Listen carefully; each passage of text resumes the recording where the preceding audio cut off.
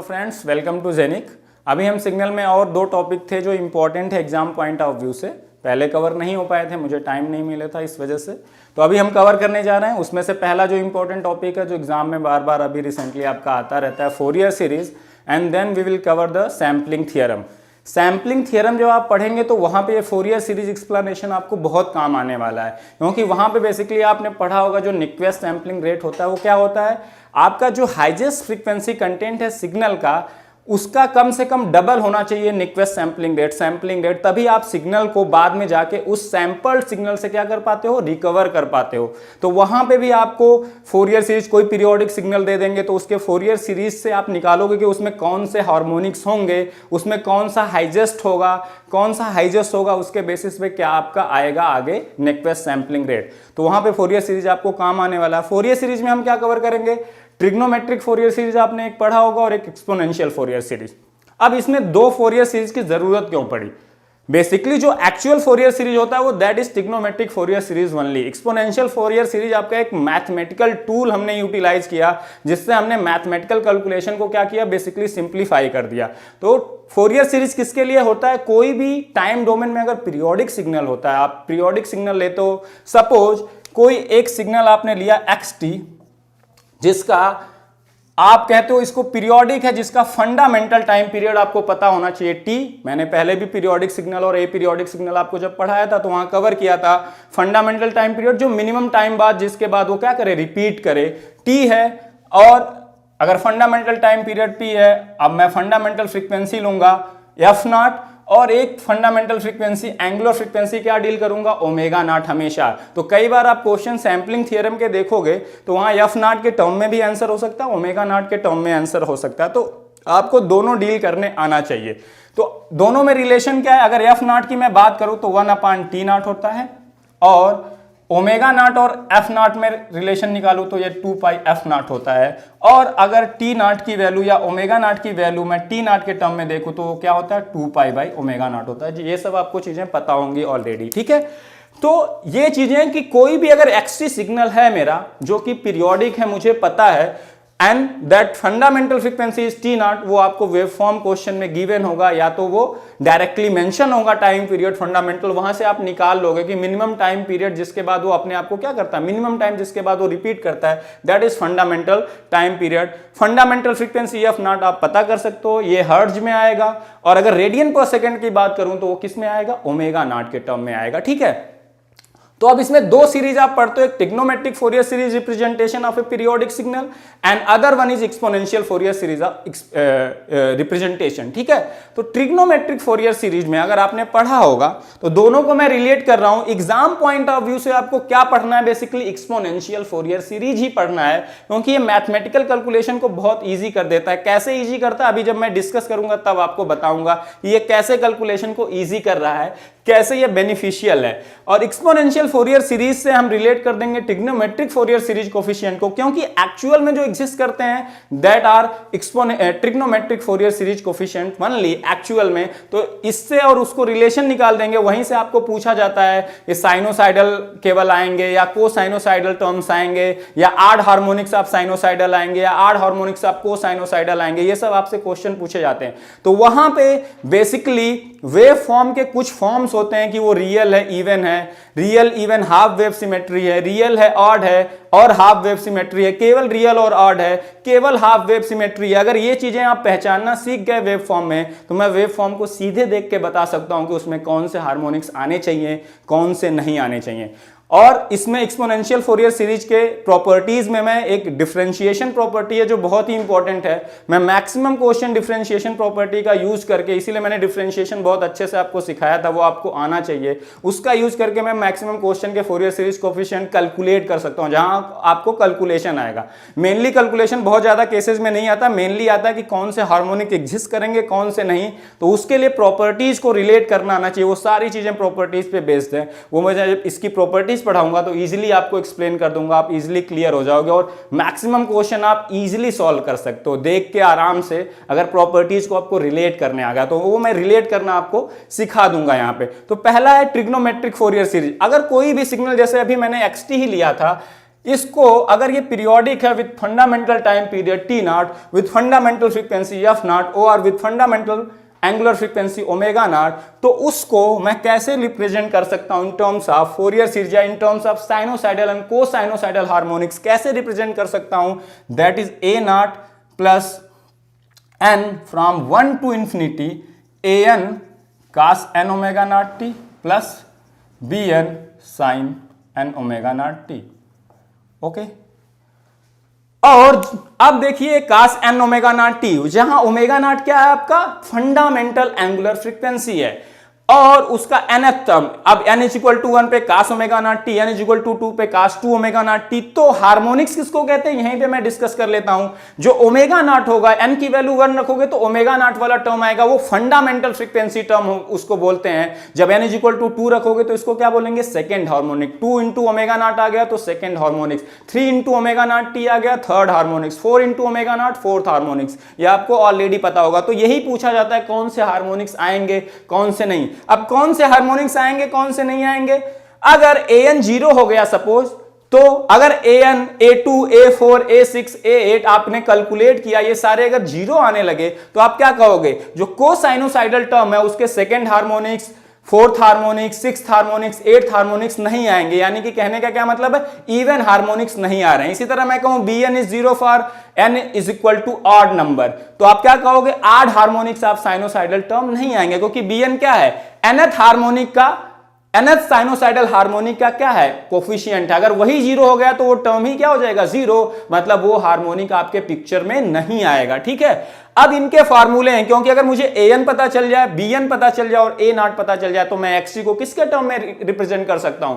एक DC term a not के term में, एक कोसाइनोसाइडल हार्मोनिक्स के टर्म में विद कोफिशिएंट an, और bn with coefficients of bn where coefficient of sinusoidal harmonics. इनके टर्म में मैं क्या कर सकता हूं? एक्सप्रेस कर सकता हूं। और इनका आपने फार्मूला पढ़ रखा होगा। a नॉट क्या होता है? a not is nothing but 1 upon t, where t not is fundamental time period, integration over a period T not. इस तरह से रिप्रेजेंट करने का तरीका होता है। ये आप minus t not by 2 to t not by 2 ले सकते हो, 0 टू टी नॉट ले सकते हो, t not to 2 t not ले सकते हो। ये कोई एक ओवर द टाइम पीरियड आपको लेना है। वो टाइम पीरियड, एक टाइम पीरियड कहीं से कहीं हो सकता है, minus t by 4 to 3t by 4 भी हो सकता है। तो over a period of t not किसको इंटीग्रेट कर देते हो? जो ओरिजिनल पीरियोडिक सिग्नल है xt dt। सिंपली इसका एक पीरियड के ऊपर integration divided by t not is the value of DC term a not. Simply, ठीक है। an की वैल्यू फिर क्या होती है? यहां पे this is 2 by t not होता है। एक्चुअल में an के केस में यहां 1 अपॉन टी नॉट बाई 2 होता है। जो 2 ऊपर आ जाता है तो आपका क्या आ जाता है? 2 बाई टी नॉट आ जाता है over the period of t not. ये पीरियड टी नॉट कहीं से भी कहीं ले सकते हो, जैसा मैंने बताया। तो यहां भी xt तो होता ही है, साथ में क्या आ जाता है? cos के करस्पॉन्डिंग an है, तो यहां cos n omega not T. an है तो n omega not T. a1 निकालोगे तो n की वैल्यू 1 रख दोगे, a2 निकालोगे तो n की वैल्यू 2 रख दोगे। सिंपल, ये इंटीग्रेशन। ठीक है, इसी तरह से bn की वैल्यू क्या होती है? जस्ट लाइक दिस, यहां पे हो जाएगा t not x of t sine of n omega not T D T.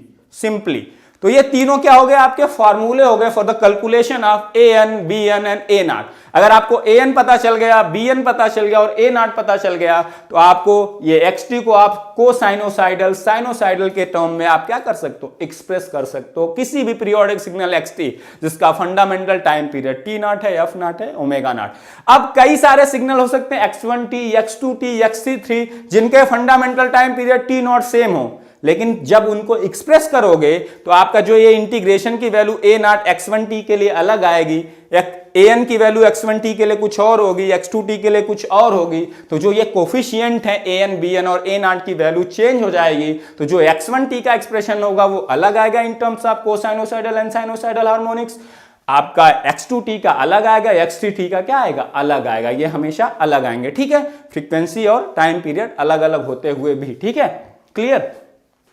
तो अब ये इसके टर्म में आपने एक स्पेक्ट्रम खींचना सीखा होगा, मैं स्पेक्ट्रम यहां पे नहीं खींचूंगा, मैग्नीट्यूड स्पेक्ट्रम और फेज स्पेक्ट्रम यहां पे प्लॉट करते हैं। फेज स्पेक्ट्रम और मैग्नीट्यूड स्पेक्ट्रम जो होता है यहां पे कोई सिमेट्रिसिटी नहीं होती। अब देखो यहां पे 3 फार्मूले हैं। For the purpose of calculation of n there is one formula, for the purpose of calculation of b n there is one formula, for the purpose of calculation of a not there is one formula. फिर exponential Fourier series की क्यों जरूरत पड़ी?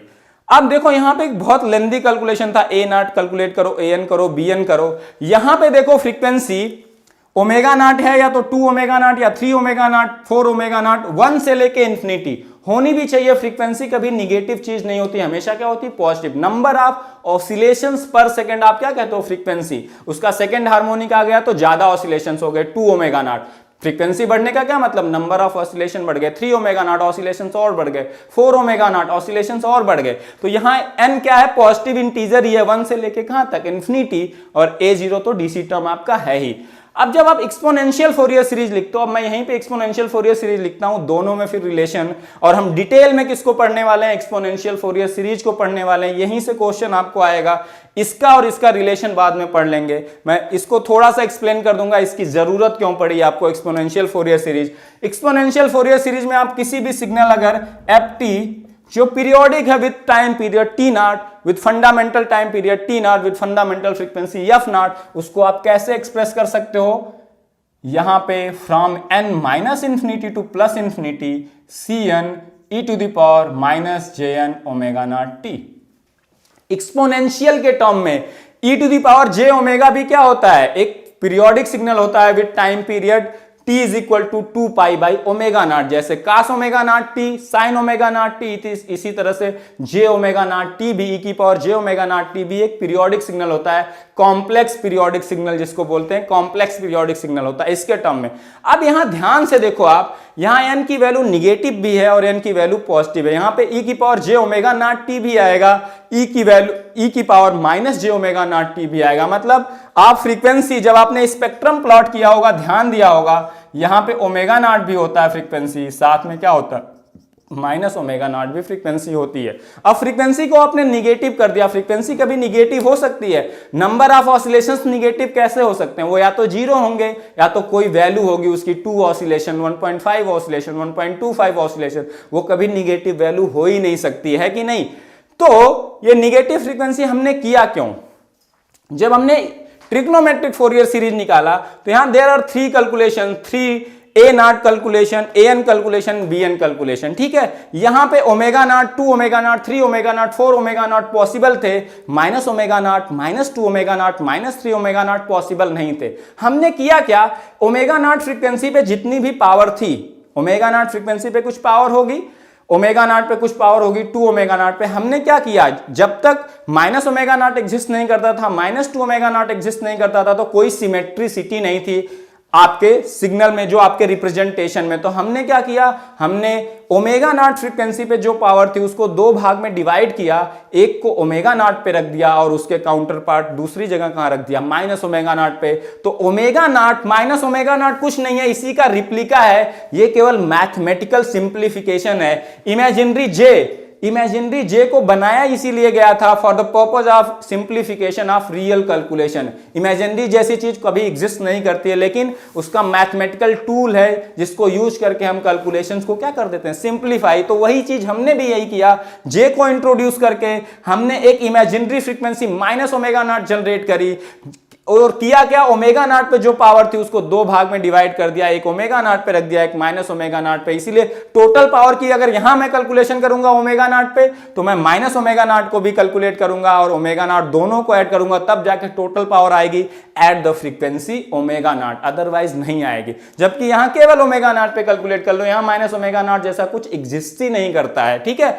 तो इससे क्या हुआ? इस कैलकुलेशन से एक सिमेट्रिसिटी आ गई, ये इस एक्सिस के अबाउट सिमेट्रिक होने लगा। पहले ये सारे टर्म पे क्या था? सब 0 था, यहां कुछ एग्जिस्ट ही नहीं करता था, तो कोई सिमेट्रिसिटी नहीं थी। अभी ये सिमेट्रिसिटी क्रिएट हो गई। इससे क्या हुआ? आपका एक सिंप्लीफिकेशन क्या हो गया? यहां आपको 3 फार्मूलों की जरूरत पड़ रही थी, अब there is only one formula Cn, and Cn is equal to nothing but this is 1/t integration over a period t, अगर टाइम पीरियड टी नॉट लेते हो तो टी नॉट है, where t not is fundamental time period, ठीक है। F of T E to the power, यहाँ पे plus है माइनस नहीं है, मैंने गलती से लिख दिया, यहाँ पे आएगा j N omega not t, ठीक है, डी टी। ये रिप्रेजेंटेशन में प्लस है, ध्यान रखिएगा, वो गलती से यहाँ के फार्मूले में मैंने लिख दिया, ठीक है। तो Cn यहां पे केवल एक फोरियर सीरीज कोफिशिएंट Cn आया और उसका सिंपल सा एक फार्मूला आ गया F T to the power minus J N omega not T D T 1/t0। अब यही मैं Cn और An Bn में रिलेशन निकाल देता हूं कि Cn अगर पता है तो आप An और Bn क्या कर सकते हो, बता सकते हो, An और Bn को आप क्या कर सकते हो, बता सकते हो। और एक्चुअल में एग्जिस्ट An और Bn ही करते हैं, एक रियल को साइनोसाइडल सिग्नल, एक रियल साइनोसाइडल सिग्नल, यही एग्जिस्ट करते हैं एक्चुअल में, ठीक है। यहां पे हमने सिंप्लीफिकेशन किया और कुछ नहीं। अब इसको मैं ब्रेक करता हूं तो आएगा Cn 1/t0 over the period t0 F of T. आप इसको अगर लिखोगे तो ये आएगा cos n omega not T minus J sine n omega not T D T, okay. अब यहां से Cn क्या आ जाएगा, आप ध्यान से देखोगे Cn, तो Cn is nothing but 1/t0 over a period of t0 F T cos n omega not T D T plus minus J 1/t0 over a period t0 F T sine n omega not T D T. तो यहां से अगर ध्यान से देखो तो Cn क्या आ गया, इन दोनों को कंपेयर करो, F T cos n omega not T, x T या एफ टी जो भी हो 1/t, तो यहां से अगर ध्यान से देखो तो ये an/2 है कि नहीं, ये वाला टर्म, दिस इज an/2 और दूसरा वाला क्या है bn/2। तो रिलेशन आ गया Fourier series coefficient Cn an और bn में, exponential Fourier series coefficient Cn, trigonometric Fourier series coefficient an और bn में आपका क्या आ गया, रिलेशन। लेकिन अब ये ध्यान रखना, this relation will only be used for n not equal to 0, n 0 के लिए ये रिलेशन यूज नहीं कर सकते। n 0 के लिए ध्यान से देखो C0 क्या होगा 1/t0 F of T D T over a period t0। ध्यान से देखो A0 और C0 सेम है कि नहीं, तो यहां पे C0 इज इक्वल टू क्या होता है A0। बाकी बचे n टर्म्स के लिए, बाकी बचे n1 टू इंफिनिटी के लिए आप कौन सा रिलेशन Cn और An के टर्म में Bn के टर्म में यूज कर सकते हो, Cn is equal to An/2 minus J Bn/2 वाला रिलेशन आप क्या कर सकते हो, यूज। अब यही ध्यान से देखो, मैं क्या करता हूं, एक टर्म यहां पे चेंज करता हूं, देखिए कैसे रिलेशन आएगा। तो ये आपने देख लिया, ये चीज आप ध्यान रखिएगा, ठीक है। तो अब मैं यहीं पे एक चीज और डिराइव करने की कोशिश कर रहा हूं जो बहुत ही इंपॉर्टेंट है और बहुत लोग इसमें कंफ्यूज रहते हैं, वो रिलेशन मैं डिराइव करने जा रहा हूं और इसको मैं बार बार यूज करूंगा। जो रियल सिग्नल बार बार बोलते हैं ना, वो चीज बहुत इंपॉर्टेंट है। एग्जाम में आप बहुत ध्यान से पढ़ा कर ये क्वेश्चन को कि क्या दिया है, whether X T given is real और नॉट। अगर वेव फॉर्म में केवल रियल, उसके कोई फेज है ही नहीं, जे जैसा कोई चीज नहीं है, तो वो रियल सिग्नल ही है। तो रियल सिग्नल होना बहुत इंपॉर्टेंट है, क्योंकि उससे पूरी एनालिसिस आपकी क्या हो जाती है, चेंज हो जाती है, ठीक है। उस पर क्वेश्चन भी आता है, कई बार आपको Cn गिवन होता है और पूछा जाता है the nature of the given signal F T is, वो Cn के टर्म में डिफाइन कर देगा, उसके Cn को डिफाइन कर देगा और पूछेगा what is the nature of Cn, whether it is complex, whether it is real, whether it is imaginary, तो आपको बताने आना चाहिए। तो यहीं से वो चीज आएगी जो मैं अभी डिराइव करने जा रहा हूं, तो इसको ध्यान से देखिएगा। देखिए अब यहाँ पे n को अगर मैं -n से रिप्लेस कर दूं, यहाँ पे n माइनस वैल्यू के लिए भी एग्जिस्ट करता है, n प्लस वैल्यू के लिए, जबकि an bn में ऐसा कुछ नहीं है, ठीक है, वो तो केवल पॉजिटिव के लिए। तो यहां ध्यान से देखो क्या हो जाएगा, यही रिलेशन रहेगा सब कुछ। यहां जब प्लस jn में जैसे -n से रिप्लेस करोगे, ये क्या आ जाएगा 1/t0 t0 F of T E to the power jn omega not T D T, ठीक है, क्लियर। तो यहां पे जैसे आपने ये किया तो कहां पे चेंज होगा, यहां पे माइनस की जगह प्लस आ जाएगा, यहां माइनस की जगह प्लस आ जाएगा। तो आप ध्यान से दोनों को कंपेयर करोगे तो ये आ गया an/2 प्लस जे Bn/2। अब देखो बहुत से लोग गलती कहां करते हैं, ये रिलेशन आपका आ गया Cn is nothing but an/2 minus J Bn/2, C minus n is nothing but an/2 plus J Bn/2। अब बहुत से लोग गलती क्या करते हैं, वो देखिए, जो आप सोचते हो मिसकॉन्सेप्शन, बहुत सारी चीजें जो आपको रहती हैं, जो आपको कई बार चीजें लगती हैं कि ऐसा होता है और वैसा होता नहीं है। अब क्या ये मैं कह सकता हूं Cn is equal to C minus N conjugate? कितने लोग ये सोचते हैं कि Cn is nothing but C minus N conjugate true है? कितने लोग ऐसा सोचते हैं? ये रिलेशन देख के कितने लोगों को लग रहा है कि Cn is equal to C minus N conjugate? अब ध्यान से देखो, ये हमेशा ट्रू नहीं होगा। अब अगर An और Bn का रिलेशन ध्यान से देखो, मैं ये चीज यहीं से एक्सप्लेन कर दे रहा हूं, आपको क्लियर हो जाएगी, कभी नहीं भूलोगे। An का रिलेशन ध्यान से देखो, 2/T0, टाइम पीरियड तो हमेशा रियल नंबर होता है, कितने टाइम बाद वो रिपीट करेगा, that is always a real number, ठीक है। T0 x of t cos n omega not t क्या है? एक रियल पीरियोडिक सिग्नल है, कास का हार्मोनिक है, एक है ना, कोसाइनोसाइडल हार्मोनिक है dt। अब अगर xt एक रियल सिग्नल हो तो xt into cos N omega not T क्या होगा? एक रियल सिग्नल, उसका जब इंटीग्रेशन करोगे, लिमिट रखोगे एक रियल, तो an की वैल्यू क्या आएगी? रियल ही आएगी। इसी तरह से bn अगर निकालोगे, bn में यहां पे sin n omega not T था, अगर xt रियल है तो ये दोनों product xt into sine N omega not T real होगा, और ये कैलकुलेशन क्या आएगा? रियल। तो फॉर, ये याद रखो, for ft to be real, अगर ft रियल है, इफ, यहां पे मैं इफ लगा देता हूं, if ft is real then क्या होगा? ये चीज याद रखो, an and bn will be real. लेकिन अगर ft या xt जो भी कहो, अगर ft और xt रियल नहीं होते हैं, अगर ft या xt रियल नहीं है, तो ये an क्या आएगा? कॉम्प्लेक्स आएगा, क्योंकि एक कॉम्प्लेक्स सिग्नल इनटू कास एन ओमेगा टी एक कॉम्प्लेक्स वैल्यूड सिग्नल आता है, उसका इंटीग्रेशन करते ओवर द पीरियड t0 की लिमिट रखते तो क्या आता है? वो हमेशा क्या आता है? कॉम्प्लेक्स। इसी तरह से bn भी क्या आ जाता है? कॉम्प्लेक्स। तो अगर ft रियल नहीं है तो an और bn क्या हो सकते हैं? कॉम्प्लेक्स। तो अगर ft रियल नहीं होगा, an और bn कॉम्प्लेक्स हो जाएंगे, तो देखो क्या होगा। अब आप कहते हो अगर Cn is C minus N conjugate, अगर आपने कहा ft is real, if ft is real, तो देखो क्या होगा, an और bn क्या हो जाएंगे? रियल नंबर्स हो जाएंगे। मैं कहूं an की वैल्यू सपोज 2 है और bn की वैल्यू भी कोई रियल नंबर मान लो 3/2 है, तो आप अगर Cn लिखोगे तो क्या लिखोगे? 2/2 माइनस 3/4 j, और C माइनस n लिखने जाओगे तो क्या आ जाएगा? 2/2 प्लस 3/4 j। अब मैं क्या कह सकता हूं? Cn is equal to C minus N conjugate है, कह सकता हूं, यहां दिख रहा है, एक 1 माइनस 3/4 j है, एक 1 plus 3/4 j, they are conjugate. j को माइनस j से रिप्लेस करोगे, दोनों क्या हो जाएंगे? इक्वल हो जाएंगे। तो Cn is equal to C minus N conjugate मैं कह सकता हूं। लेकिन अगर ft रियल ना हो, कॉम्प्लेक्स हो जाए, तो an और bn कॉम्प्लेक्स नेचर के हो जाएंगे। कॉम्प्लेक्स नेचर के 1 प्लस j टाइप के या 2 माइनस 3j टाइप के, कोई भी कॉम्प्लेक्स हो सकता है। तो अब देखो क्या होगा, अगर मैं कहूं an ft is non real, तो an क्या सपोज 1 प्लस j नेचर का आ गया, और bn सपोज आ गया 2 माइनस j नेचर का। तो अब अगर मैं Cn लिखूं तो Cn क्या आ जाएगा? 1 plus j/2 minus j into 2 minus j/2, और C माइनस n क्या आएगा? 1 plus j/2 plus j 2 minus j/2। अब ध्यान से देखो, अगर यहां पे मैं माइनस j को Cn में मैं कहता हूं, अब यहां मैं ये लिख सकता हूं क्या? Cn is equal to C minus N conjugate, ये लिख सकता हूं क्या? ध्यान से देखो, अगर C माइनस एन का मैं कॉन्जुगेट लूं तो यहां माइनस j आ जाएगा, 1 माइनस j/2। तो अब मैं यहां Cn माइनस एन कॉन्जुगेट निकाल भी देता हूं आपको। कॉन्जुगेट इज इक्वल टू क्या आएगा? 1 माइनस j/2, माइनस j की जगह यहां भी माइनस j आ जाएगा, 2 प्लस j/2। अब ये दोनों C और C माइनस एन कॉन्जुगेट बराबर हैं क्या? नहीं बराबर हैं। अब ये नहीं कह सकते Cn is equal to C minus N conjugate है, मतलब Cn is equal to C minus N conjugate जो यहां से आपको दिख रहा था कि Cn is equal to an/2 minus jbn/2 an/2 plus jbn/2, ये तभी है जब an और bn क्या हो जाए? रियल हो जाए। अब an और bn अगर रियल होना है तो क्या होना पड़ेगा? ft को रियल होना पड़ेगा। तो यहां से क्या रिलेशन निकल के आया आपका? सिंपली अब ये याद रखो, और ये इस पे क्वेश्चन भी बनता है, क्या रिलेशन निकल के आया? फॉर ft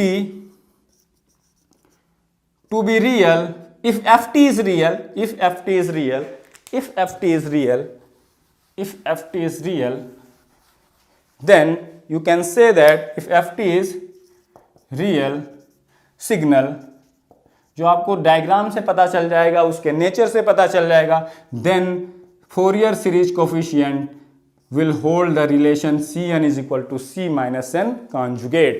ये याद रखिए, ये बहुत ही इंपॉर्टेंट है एग्जाम पॉइंट ऑफ व्यू से। इसी तरह का रिलेशन एक आपने डीएफटी में पढ़ा था, for ft to be real ft is equal to f conjugate t होना चाहिए, and for that discrete Fourier series coefficient x के hold the relation x of k is equal to x conjugate capital N minus k, where n is the number of samples in discrete Fourier series coefficient, है ना। तो वो चीज यहां पे भी hold कर रही है, सेम चीज Cn is equal to C minus n conjugate. तो ये कब तक होल्ड करेगा?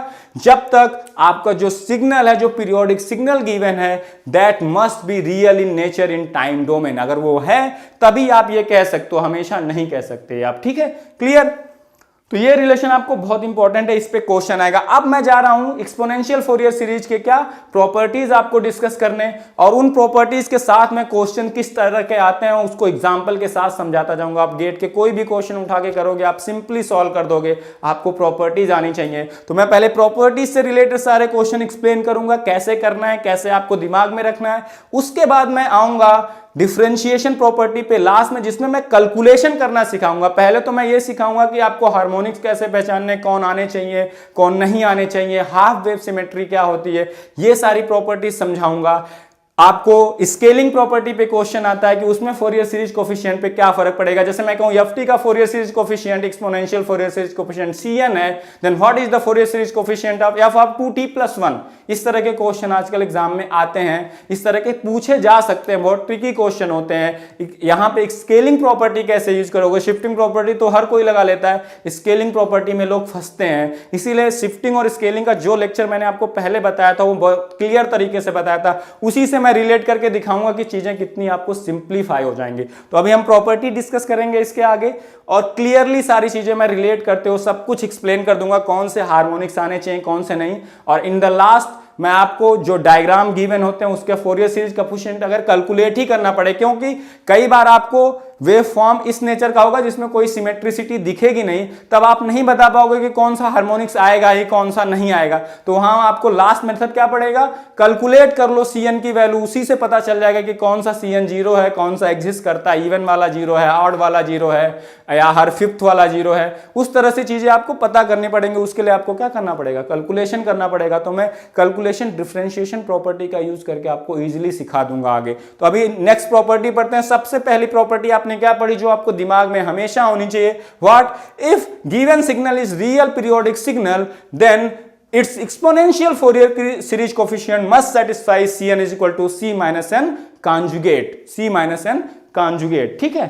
ये हमेशा क्या होना चाहिए, सेटिस्फाई होना ही चाहिए, ठीक है, क्लियर। अभी हम चलते हैं, डिस्कस करते हैं आगे, मूव ऑन करते हैं और प्रॉपर्टीज पे। तो पहली प्रॉपर्टी हमने पढ़ ली, उस प्रॉपर्टी को अभी मैं एक और प्रॉपर्टी के टर्म में रिलेट कर दूंगा। पहले तो मैंने एकदम आपको खोल के दिखा दिया कि ft जब रियल होगा तभी an और bn रियल होंगे, और an और bn रियल होंगे तभी Cn इज इक्वल टू जो an/2 माइनस jbn/2 फार्मूला हमेशा होल्ड करेगा, चाहे an रियल हो नॉन रियल हो कुछ भी हो। इसी तरह से C minus n is equal to an/2 plus jbn/2 formula हमेशा होल्ड करेगा, वेदर an इज रियल और नॉट। बट ये दोनों आपस में j को माइनस j से रिप्लेस करोगे तो Cn और C minus n conjugate same हो जाएंगे। ये तभी होगा जब an और bn इंडिविजुअली क्या हो, रियल हो, तभी ये होल्ड करेगा। और an और bn के रियल होने के लिए ft मस्ट बी रियल। तो अब प्रॉपर्टी पढ़ते हैं, छोटी छोटी प्रॉपर्टीज जो पढ़ते हैं उसी से क्वेश्चन आपको कैसे रिलेट करना है। मैं सारे प्रॉपर्टीज से अभी फिर एक साथ प्रॉपर्टीज को कंबाइन करूंगा, क्वेश्चन आप इजिली सॉल्व कर सकते हो, ठीक है। तो पहली प्रॉपर्टी यही पढ़ते हैं कि f ऑफ t का अगर फोरियर सीरीज कोफिशिएंट Cn है। आपने प्रॉपर्टीज पढ़ा होगा, मैं प्रॉपर्टीज को आपको रिलेट करना सिखाऊंगा। आप प्रॉपर्टीज सारी पढ़ते हो, आपको क्वेश्चन में यूज करने नहीं आता, इसलिए आपको दिक्कत होती है। एफ टी का फोरियर सीरीज कोफिशिएंट Cn है, तो एफ कॉन्जुगेट टी का फोरियर सीरीज कोफिशिएंट जैसे कॉन्जुगेट लोगे, आपने फोरियर ट्रांसफॉर्म पढ़ा था, एफ कॉन्जुगेट टी का क्या होता था बताओ। आप कॉन्जुगेट भी लेते थे एक्स कॉन्जुगेट, और ओमेगा को किससे रिप्लेस करते थे दूसरे डोमेन में, माइनस ओमेगा से, अगर आपको याद हो। सेम चीज यहां भी होगी, यहां कॉन्जुगेट भी आता है और साथ में ये रिप्लेस होता है n किससे, -n से भी रिप्लेस होता है। तो यहीं से देखो, अगर ft सिग्नल रियल है तो ft must be is equal to f conjugate t। अगर कोई चीज अपने कॉन्जुगेट के बराबर हो ये तभी पॉसिबल है जब वो रियल हो। अगर कोई चीज अपने कॉन्जुगेट के माइनस साइन के साथ बराबर हो, ft is equal to -f conjugate t, ये तभी पॉसिबल है जब ft कैसा हो, प्योरली इमेजिनरी हो, ये तभी पॉसिबल होता है ना। तो ये रिलेशन आपको पता होगा, मैंने जब रियल सिग्नल पढ़ाया था, कॉम्प्लेक्स सिग्नल पढ़ाया था, तो वहां ये चीजें बताई भी थी। ये चीजें बहुत इंपॉर्टेंट है। तो अगर ft f कॉन्जुगेट t के बराबर है तो दोनों के फोरियर सीरीज कोफिशिएंट लिखो, ये भी आपस में बराबर होने चाहिए। तो यहां से आ गया कि नहीं, if ft is real then cn must satisfy cn is equal to c minus n conjugate, जो अभी मैंने आपको क्या किया, एक्सप्लेन किया। यहां से भी वो चीज एक्सप्लेन हो गई। अब अगली चीज पढ़ते हैं, अगर ft का फोरियर सीरीज कोफिशिएंट cn है तो f ऑफ माइनस टी का फोरियर सीरीज कोफिशिएंट क्या होता है, c ऑफ माइनस n। अब इसका देखो यूज क्या है, अगर ft में कहूं इवन सिग्नल है तो क्या सेटिस्फाई करेगा, f of t is equal to f of minus T, if ft is even. तो ft का फोरियर सीरीज कोफिशिएंट अगर cn है तो f ऑफ माइनस टी का फोरियर सीरीज कोफिशिएंट क्या होता है, c ऑफ माइनस n होता है। ठीक है, n की जगह माइनस n रख दोगे, इसका c1 यहां c माइनस 1 बन जाएगा सिंपली। ठीक है, f ऑफ माइनस टी का Fourier series coefficient nothing but c minus n होता है। तो अगर इवन होगा तो ft और f ऑफ माइनस टी क्या हो जाएंगे, बराबर। और ft और f ऑफ माइनस टी अगर बराबर हैं तो देखो दोनों के फोरियर सीरीज कोफिशिएंट भी बराबर होने चाहिए। f ऑफ माइनस टी का क्या होता है, cn is equal to c minus n। तो ये किस नेचर का हो गया, अगर n को माइनस n से रिप्लेस करते हो कहीं पे और वो दोनों चीजें बराबर हो जाए तो इसको क्या कहते हो, इवन नेचर का। तो जैसे ft is equal to f of minus T, t को माइनस t से रिप्लेस करते हो और वो दोनों चीजें बराबर हो जाए तो आप क्या कहते हो, that is even in nature. इसी तरह से यहां भी देखो फोरियर सीरीज कोफिशिएंट डोमेन में वेरिएबल क्या है, n है। अगर n को मैं माइनस n से रिप्लेस करूं और वो दोनों तरफ की चीजें इक्वल हो जाएं, दोनों n को माइनस n से रिप्लेस करने के बाद जो आया और विदाउट रिप्लेसिंग n को माइनस n से जो था, अगर दोनों इक्वल हो जाएं तो आप क्या कहोगे, इवन इन नेचर। तो यहां से क्या पता चला, ft रियल है कि नहीं है इससे कोई मतलब नहीं। अगर ft इवन है, यहां पे हम केवल बात कर रहे हैं ft इज इवन, तो एक कॉम्प्लेक्स वैल्यूड सिग्नल भी इवन नेचर का हो सकता है, एक रियल वैल्यूड सिग्नल भी इवन नेचर का। तो यहां मैं केवल इवन नेचर की बात कर रहा हूं।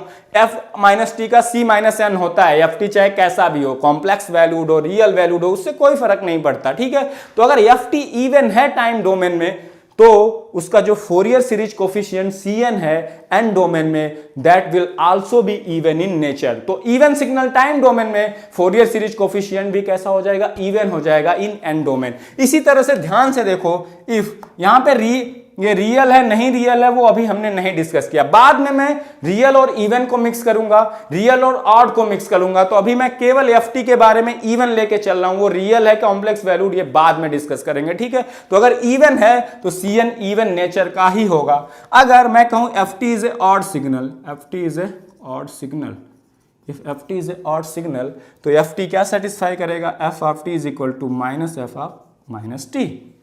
ये रिलेशन होता है। तो यहां से ध्यान से देखो, cn क्या हो जाएगा, minus f of minus T का फोरियर सीरीज कोफिशिएंट क्या होता है। तो अगर ft ऑड नेचर का है तो ध्यान से देखो cn क्या हुआ, n को आपने माइनस n से रिप्लेस किया और वो माइनस साइन के साथ एक दूसरे के बराबर हैं। ये किसको शो करता है, ये शो करता है ऑड इन नेचर को। जैसे ft अगर t को माइनस टी से रिप्लेस किया और माइनस साइन के साथ वो बराबर हो जाता है, इसको आप क्या कहते हो, ऑड इन नेचर। तो उसी तरह से यहां देखो n वेरिएबल था, n को माइनस n से रिप्लेस किया और माइनस साइन के साथ ये रिलेट कर गया, तो इसको भी क्या कहोगे, ऑड इन नेचर।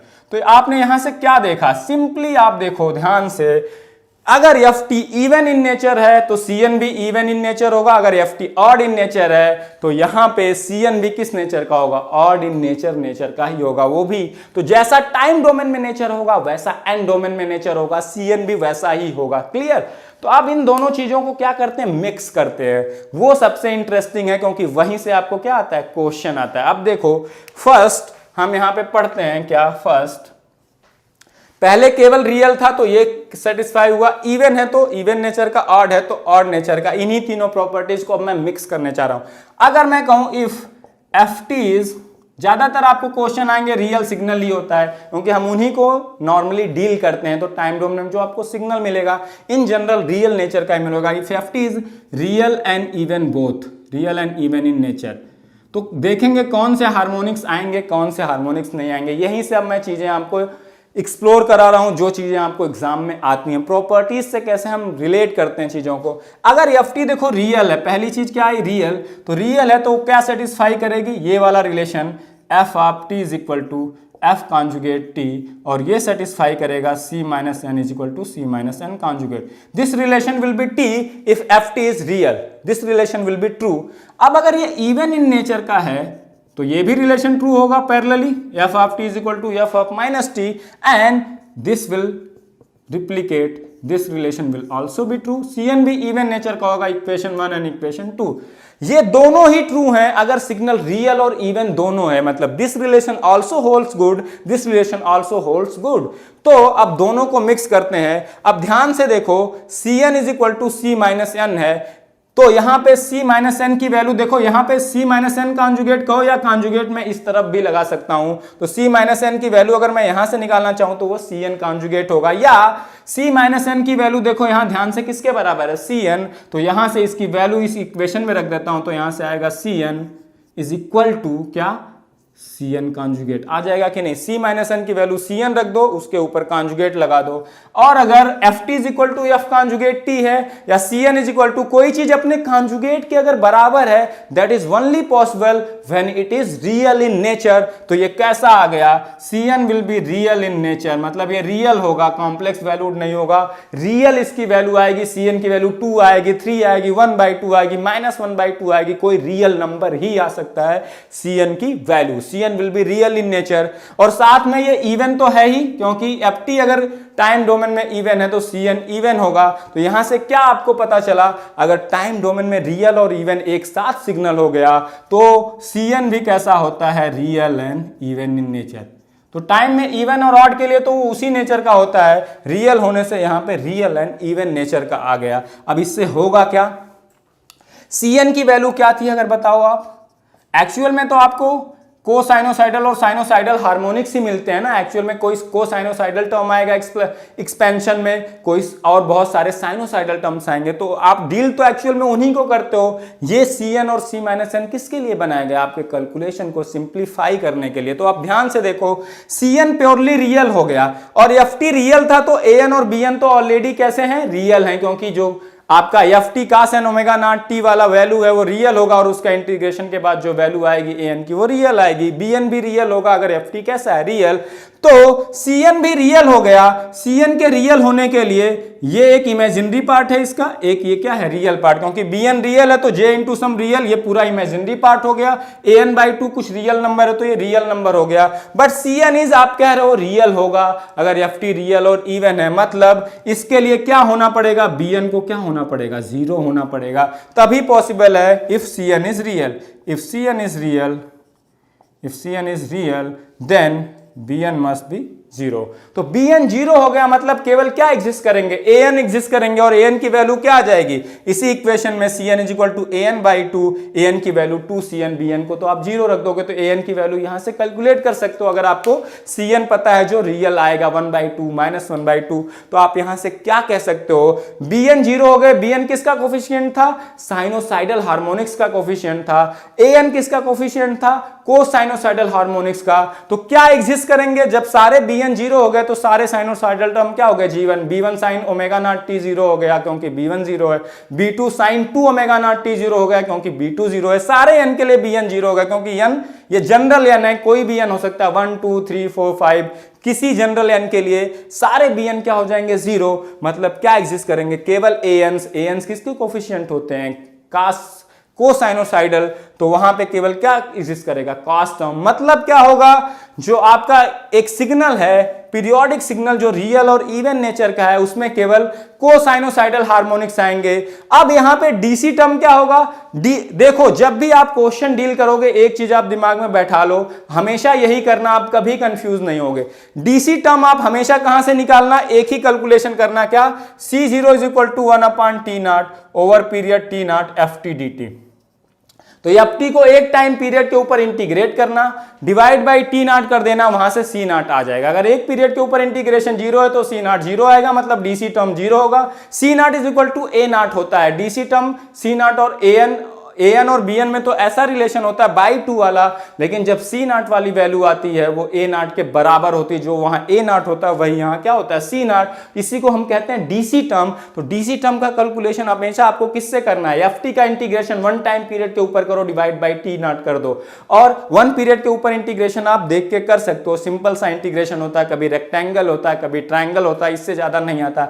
कई बार इंपल्स फंक्शन होगा, वो सिंपल सा इंटीग्रेशन होता है, आप हमेशा कर सकते हो। तो कभी भी n वाले रिलेशन से डीसी टर्म फाइंड करने की कोशिश नहीं करना, हमेशा डीसी टर्म का एक ही कैलकुलेशन होता है। वो कहां से आप करोगे, हमेशा इस इंटीग्रेशन मेथड से। बाकी हार्मोनिक्स के लिए मैं रिलेशन यूज करूंगा। तो यहां पे अगर ft रियल और इवन नेचर का है तो आपके केवल कोसाइनोसाइडल हार्मोनिक्स आएंगे। अब यहां पे तो अभी तक तो सारे ही आएंगे, सारे पॉसिबल हो सकते हैं, सेकेंड, थर्ड, फोर्थ, फिफ्थ सारे ही पॉसिबल हो सकते हैं। बाद में देखेंगे जब हाफ वेव सिमेट्री आएगा तो इवन वाले जीरो भी हो जाते हैं, ठीक है। लेकिन डीसी टर्म होगा नहीं होगा वो हम इस इंटीग्रेशन से बता पाएंगे, यहां से रियल और इवन देख के नहीं बता सकते। रियल और इवन होने पे भी डीसी टर्म जीरो हो सकता है, नॉन जीरो भी हो सकता है। लेकिन ऑड होने पे अगर सिग्नल ऑड नेचर का हो गया टाइम डोमेन में तो उसका डीसी कोफिशिएंट जो ए नॉट या सी नॉट होता है, याद रखना हमेशा जीरो ही होता है। ऑड अगर नेचर का हो गया टाइम डोमेन में या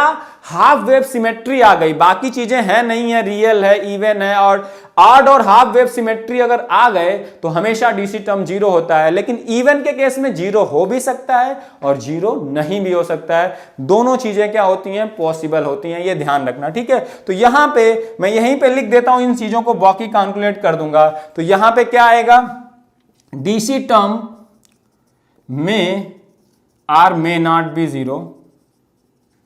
तो ये चीजें आप नोट डाउन करते चलना, बाद में मैं एक जगह समराइज कर दूंगा। तो मैंने कहा डीसी टर्म आप हमेशा यहां से फाइंड करना, यहां से रिलेट करोगे हमेशा कंफ्यूज रहोगे, इसलिए इसको एकदम अलग रखो, बाकी चीजों को रिलेट करते रहो।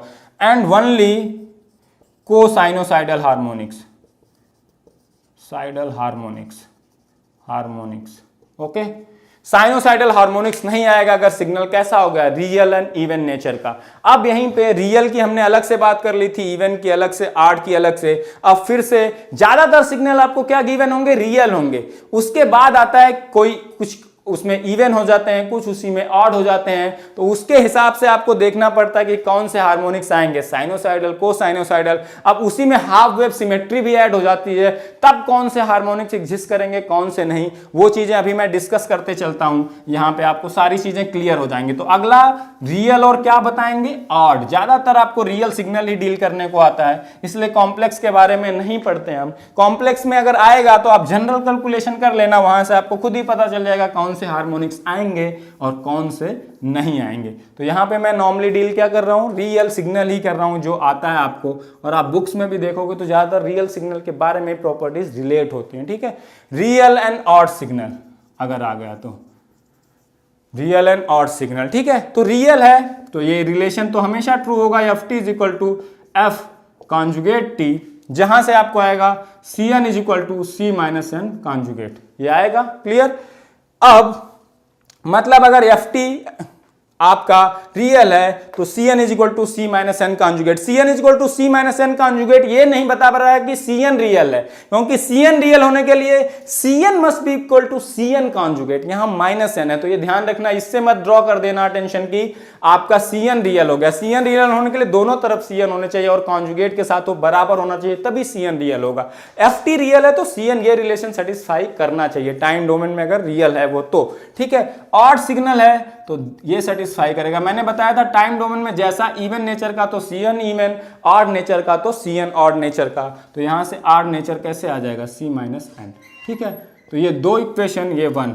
अब 1 2 को मिक्स करते हैं क्योंकि ये भी ट्रू है क्योंकि सिग्नल ऑड भी है, ये भी ट्रू है क्योंकि सिग्नल रियल है। अब दोनों को मिक्स करके एक कॉमन रिजल्ट जनरेट करते हैं। सी माइनस एन की वैल्यू यहां से देखो माइनस सी एन आ जाएगी, यहां पे उसको पुट कर देते हैं तो minus C of N conjugate. कोई चीज अपने कॉन्जुगेट से माइनस साइन के साथ रिलेटेड हुई तभी पॉसिबल है जब वो प्योरली क्या हो जाए, इमेजिनरी। अगर वो अपने कॉन्जुगेट के सीधे बराबर हो जाए तब तभी पॉसिबल है जब वो क्या हो, रियल। तो यहां से आ गया C N must be purely imaginary, मतलब केवल जे वाले टर्म आएंगे, उसमें कोई रियल टर्म नहीं होगा। ए प्लस जे बी टर्म का है तो केवल जे बी एग्जिस्ट करेगा, ए जीरो होगा। सी वन मस्ट बी प्योरली क्या, इमेजिनरी, ये सारी चीजें आपने पढ़ी होंगी, लेकिन इसको हम एनालाइज करके, और देखो ये वाला ऑड नेचर तो है ही इसका, तो अगर टाइम डोमेन में ऑड है तो ऑड होगा ही। तो अब यहां से आपका क्या निकला, अगर रियल और ऑड हो गया टाइम डोमेन में, तो सीएन डोमेन में क्या होगा, प्योरली इमेजिनरी यहां होता है, ध्यान रखना।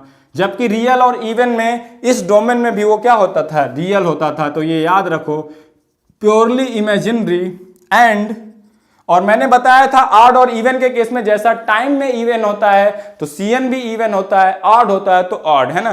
Purely imaginary and odd in nature.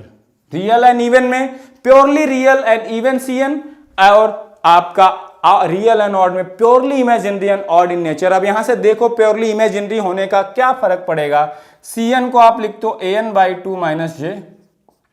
an और bn की वैल्यू आप c - n से भी निकाल सकते हो और cn से भी निकाल सकते हो, क्योंकि यहां c - n करने पे यहां -n नहीं आता, ये ध्यान रखना। an/2 + j bn/2 हो जाता है ना, तो क्लियर रहना आप। cn = दिस, और आप अभी कह रहे हो ft is real. ft real होने का क्या मतलब, an भी रियल होता है, bn भी रियल होता है। अब an और bn रियल है और cn को आपने प्योरली इमेजिनरी बना दिया, तो अब क्या होगा, दिस 2 - 3j इस टाइप का है, क्योंकि an और bn कैसे हैं, रियल हैं। तो आपको ज्यादा सोचने की जरूरत नहीं है, ये कुछ रियल टर्म होगा, ये j इंटू कुछ रियल टर्म होगा, लेकिन ये क्या होगा, सम रियल वैल्यू इंटू जे ओनली, है ना। तो अगर सम रियल वैल्यू इंटू जे है, तो अगर ये वैल्यू अगर कुछ रियल वैल्यू आ गई तो ये पॉसिबल है दोनों इक्वल हो जाए, नहीं पॉसिबल है। ये प्योरली इमेजिनरी है, तो कौन सा टर्म यहां एग्जिस्ट करना चाहिए, केवल ये होना चाहिए, तभी ये प्योरली इमेजिनरी हो पाएगा, क्योंकि an रियल है तो आपका क्या होगा, ये रियल है, ठीक है। तो ये रियल टर्म क्या होना चाहिए, 0, तभी जाके cn क्या होगा, प्योरली इमेजिनरी। आप कह रहे हो रियल और ऑड के लिए cn प्योरली इमेजिनरी होगा,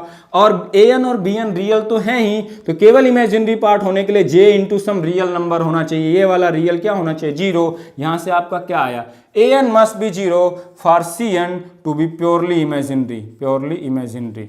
ओके, तो यहां से क्या हो गया, केवल bn एग्जिस्ट करेंगे। अगर an 0 हो गया तो केवल bn एग्जिस्ट करेंगे, j into bn purely imaginary, तो cn प्योरली इमेजिनरी। तो अब क्या हुआ, an किसके कोफिशिएंट होते थे, कोसाइनोसाइडल टर्म्स के कोफिशिएंट होते थे, तो क्या हो गया आपका, कोसाइनोसाइडल सारे क्या आएंगे, 0 आएंगे। और bn होगा, bn किसका कोफिशिएंट होता है, साइनोसाइडल टर्म का, तो केवल कौन से हार्मोनिक्स एग्जिस्ट करेंगे, साइनोसाइडल। लेकिन यहां एक इंटरेस्टिंग टर्म है c0। देखो c0 को मैं ये लिख सकता हूं क्या, 1/T0। T0 का पीरियड ओवर पीरियड मैं कोई भी ले सकता हूं, तो मैंने कौन सा ले लिया, -T0/2 टू T0/2, वो किसी t के लिए ट्रू होगा, किसी भी टाइम पीरियड t के लिए। अब ध्यान से देखो, कोई सिग्नल अगर रियल है, कोई सिग्नल अगर ऑड है, तो आपने पढ़ा होगा, कोई भी सिग्नल अगर, दो चीजें आपने पढ़ी होंगी, -a to a किसी सिग्नल ft का अगर इंटीग्रेशन करते हो, अगर ये इवन है तो आप इसी को लिखते हो 2 × 0 to a ft dt, और अगर यही ऑड है -a to a में इंटीग्रेशन, तो क्या लिखते हो, 0 लिखते हो, ठीक है। तो यहां पे ये ऑड है, ऑड है तो -T0/2 to T0/2 ft dt क्या होगा, आप कह रहे हो ऑड है तो -a to a नेचर का आ गया, तो ये क्या होगा, 1/T0 इंटू 0, क्या आ गया, 0। तो आप हमेशा याद रखो, जब सिग्नल रियल और ऑड होगा तो केवल साइनोसाइडल हार्मोनिक्स आएंगे, क्योंकि केवल bns आएंगे, ans 0 हो जाएंगे, और ans किसके कोफिशिएंट होते हैं, कोसाइनोसाइडल के, तो आपके केवल साइनोसाइडल आएंगे, और डीसी टर्म क्या होगा, 0 होगा। मतलब रियल और ऑड में केवल साइनोसाइडल हार्मोनिक्स आएंगे, डीसी टर्म क्या होगा, 0 होगा, नो कोसाइनोसाइडल हार्मोनिक्स। जबकि रियल और इवन में कोसाइनोसाइडल आएंगे, केवल साइनोसाइडल तो वहां भी 0 होंगे, लेकिन वहां पे डीसी टर्म में आर में नॉट बी 0, डीसी टर्म 0 भी हो सकता है, डीसी टर्म 0 नहीं भी हो सकता, तो ये चीज ध्यान रखिए।